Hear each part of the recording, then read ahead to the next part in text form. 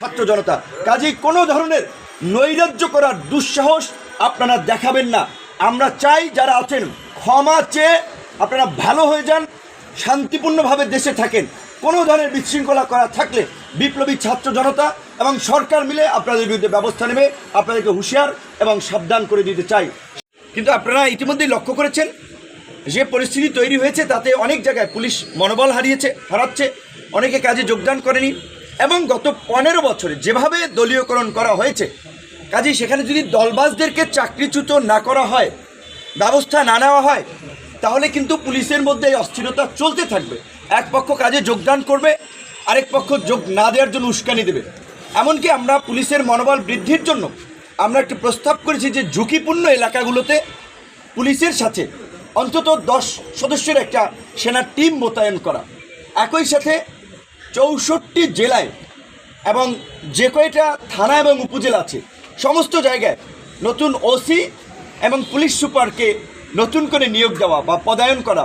কারণ হচ্ছে আমরা ইউএনওরও দাবি জানিয়েছি, সেটা জনপ্রশাসন মন্ত্রণালয় করবে, কিন্তু একই সাথে এটা আমরা সমস্ত সরকারি চাকুরিজীবী কর্মকর্তা কর্মচারীদেরকে অভয় দিতে চাই, যারা এই ফ্যাসিস্ট শক্তির সহযোগী ছিলেন না, অন্যায় করেননি, তাদের কারো চাকরি যাবে না। আমরা মনে করি যে অবশ্যই 64 জেলার এসপি খারাপ ছিলেন না, কিংবা সমস্ত ডিআইজিরা কখনোই সবাই খারাপ না। হয়তো পরিস্থিতির কারণে অনেকে অনেক কিছু করতে বাধ্য হয়েছেন, কিন্তু যাদের গুড ট্র্যাক রেকর্ড রয়েছে, যাদের পেশাদারিত্ব ছিল এই পরিস্থিতির মধ্যে ন্যূনতম, তারা কেউ যেন চাকরিচ্যুত না হয়। কারণ একসাথে সব ধরনের ব্যবস্থা নেওয়া যায় না। আপনারা জানেন সালমান এফ রহমানের মতো একজন স্বীকৃত ব্যাংক লুটেরা, শেয়ার বাজার কেলেঙ্কারির সাথে জড়িত মাফিয়া গ্রেপ্তার হয়েছে। স্বাভাবিকভাবেই বাংলাদেশের বর্তমান যে পরিস্থিতি, অনেক ব্যবসায়ীর বিতর্কিত ভূমিকা রয়েছে। এখন ব্যবসায়ীরা যদি আতঙ্কিত হয়, তাহলে এখন এই সরকারের যে প্রধান দুটি চ্যালেঞ্জ, একটি হচ্ছে ল অ্যান্ড অর্ডারকে স্বাভাবিক করা এবং ইকোনমি গতিশীল করা, তাহলে কিন্তু অর্থনীতি থমকে দাঁড়াবে।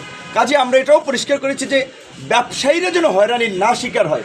এবং এই যে এটা তো সত্য, দিনের আলোর মতো আপনারা দেখতে পাচ্ছেন কিছু কিছু জায়গায় চর দখলের মধ্যে ইতিমধ্যে একটা শ্রেণীর উদ্ভব হয়েছে। নব্য দখলদার পত্রিকা অফিস দখল করছে, টিভি চ্যানেল দখল করছে, মানুষের মিল ফ্যাক্টরি দখল করছে।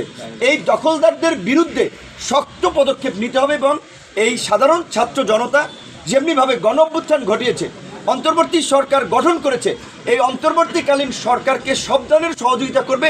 এবং আমরা এই দখলদারি, লুটপাট এবং এই নৈরাজ্যের বিরুদ্ধে সেটা তাদেরকে আমরা জানিয়েছি পরিষ্কারভাবে।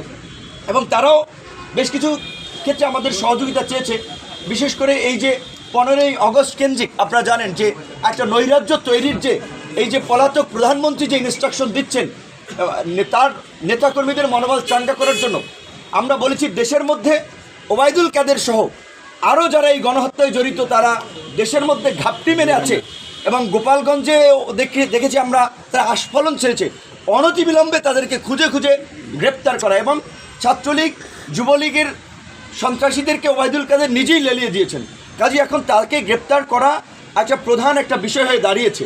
তাকে গ্রেপ্তার করলে অনেক কিছু বের হয়ে আসবে। পাশাপাশি ছাত্রলীগ যুবলীগ যেহেতু এই আন্দোলনে ভায়োলেন্স করেছে, সরাসরি গুলি চালিয়েছে, এবং ষষ্ঠ উপদেষ্টা মহোদয় নিজেই বলেছেন তিনি আপনার 7.6 mm গুলি তিনি বিডিআর সদস্যের এই আপনার সিনাতে দেখেছেন।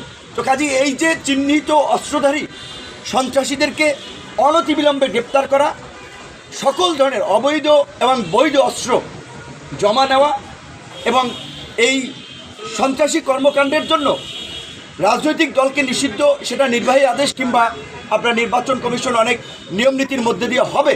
কিন্তু ছাত্রলীগ যুবলীগকে সন্ত্রাসী সংগঠন হিসেবে চিহ্নিত করে স্বরাষ্ট্র মন্ত্রণালয়ে প্রজ্ঞাপন দিতে পারে, আমরা তার কাছে সেটি দাবি জানিয়েছি।